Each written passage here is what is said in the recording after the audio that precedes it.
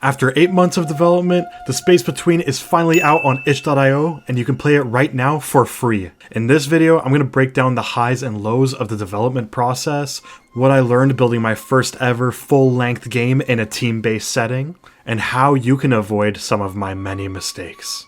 If you missed my last devlog, The Space Between is a horror game that I've been working on for the last 8 months, and it's finally complete. But I couldn't have done this alone. I was just one part of a full team of 6 talented people in creating this game. Now, what makes this game so special? I'm glad you asked. We built a custom Arduino device that will measure your heartbeat and your pulse in real time and transmit the data to our game, and the game will change depending on how scared you are. The more scared you get, the more the game messes with you. Now, how exactly does this work? Basically, when your heartbeat gets higher, the aliens in the game will start reacting differently. They'll start moving faster, get more aggressive, and they'll be able to spot you very easy. This incentivizes players to remain calm and try to focus on their breathing to get out of tight encounters. This also extends to other aspects of the game. For example, you could be walking around a spaceship and you're getting really scared and your heartbeat is pumping, and then all of a sudden the pipe near you will burst and will spray a bunch of steam into the room. But you might be wondering, a cool dev, how do I play this game at home, and how do I play if I don't have a device? Like, I can't play the game, are you kidding me? well, I'm glad you asked. We are charging you for a device so you can play at home. Oh, brother, this guy stinks!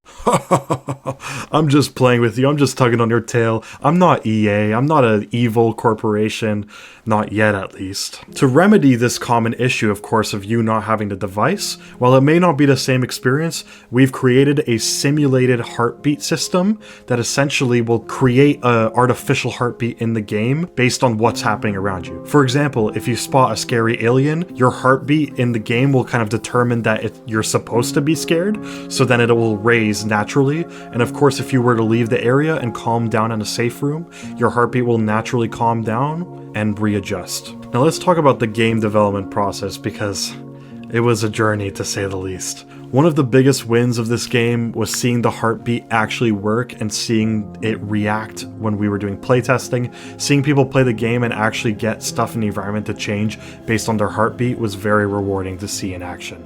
But as for some of the worst moments, which there was many, every single time we had some kind of deadline, whether it be a presentation, a demo, or the beta reveal, every single time without fail, the game would break or stop working, or something in the build wouldn't work, and we would stay up all night trying to fix it. I'm not gonna lie, over the course of this long time developing the game, there were many times where I just doubted if this game would even work.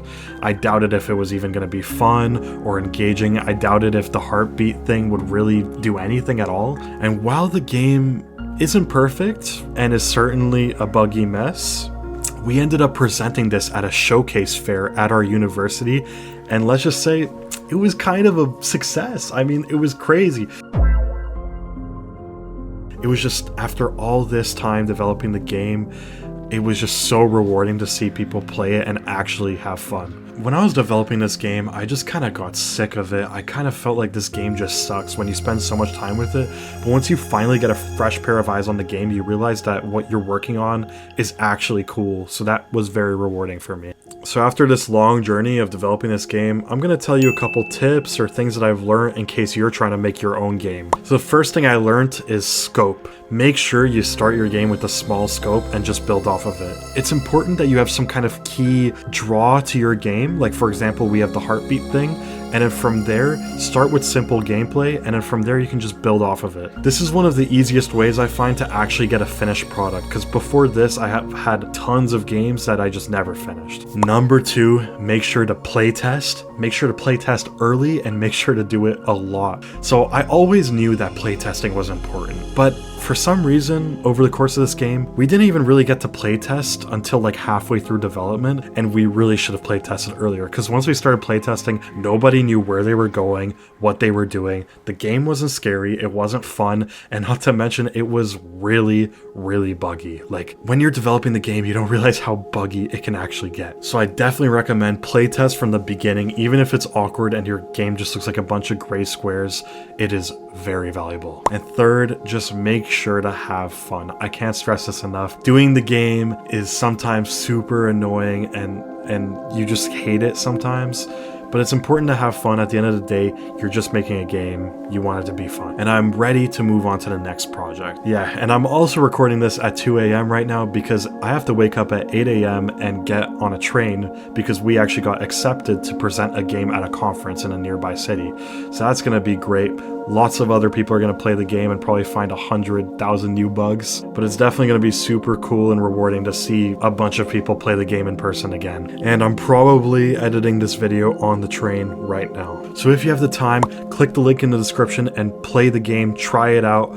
Love it, hate it, whatever, just try it out. We're also going to be dropping a final patch to the game today, so as this video is posted, the game will be updated, and hopefully a bunch of the bugs and problems will just be fixed. Most of them at least. And then from there, I'm going to move on to my next game project. If you want more about this game, we also have a website, and we even made a documentary about how our game can connect to horror games and the genre itself.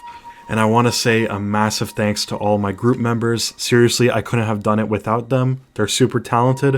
And if you want to learn more about my group members and our contributions, you can just check our website or our videos, and you can see what everybody's done, and you can check out more about them. Play the game. Let me know in the comments what you like, what you don't like, what you want to change. Or if you have any more questions, let me know in the comments below. Thank you for watching this video, and I'll catch you in the next one.